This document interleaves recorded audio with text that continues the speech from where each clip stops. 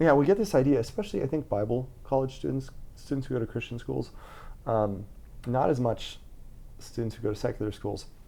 You sit in these Bible lectures, and you've got these really smart professors who are doing.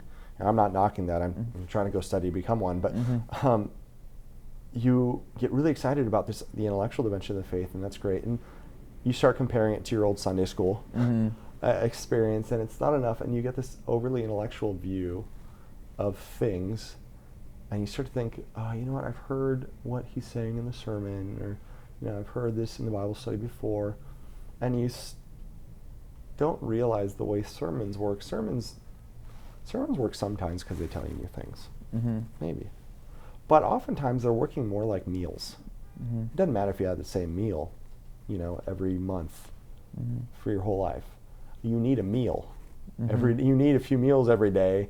You need a meal every week. You need to continue to eat often the same things in order to have a healthy, functioning body. And the same thing is true of the faith.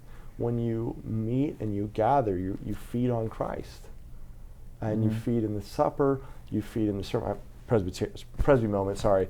You feed in the sermon, and not just in the sermon, but because we oftentimes have a pastor-centric view of the church, which I like pastors, I like elders, I think they're biblical, but also we need members. We need the whole fullness of the body of Christ. Whole families, you need brothers and sisters, aunts and uncles, fathers, mothers, grandmas and grandpas. You need all the members of the body, right? You can't I can't remember how many times I would use the grotesque image with my students of how good is that if I take a finger, throw it on the table, and just leave it there. It's not doing anybody any good, right? That the hand is now going to be far less functional, and that thing's going to rot and die, and that's what you are, unplugged from the church. There are all these spiritual dimensions that go into, like we said, you're a multifaceted, multidimensional person, and the church is this huge dimension to making sure it also to making sure it's all functioning properly, but it also helps reinforce plausibility structures, but it also puts perspective on your own intellectual doubts. Because when you go to church, and depending on the church, sometimes anti-intellectualism is a real problem. I get that. But it also helps sometimes when you're at a church and you sit there and you realize, 18, 19, even 20, 30, 40, whatever. Well, you know what? I'm struggling right now. Real intellectual doubts.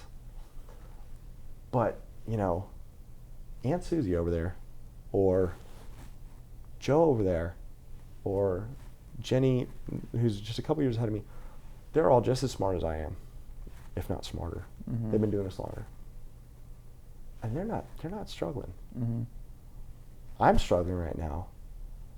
But their belief actually gives me assurance and puts into perspective the fact that other people have struggled with what I am struggling with.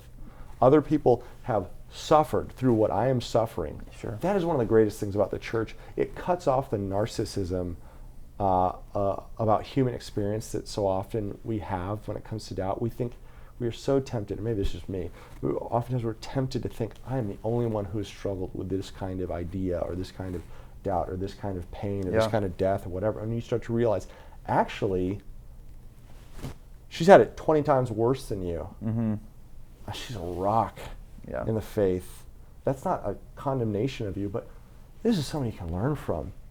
And this shows you, this does not have to be the death blow to your faith that you think it might be. And so the church gives you multiple experiences to draw on beyond your own.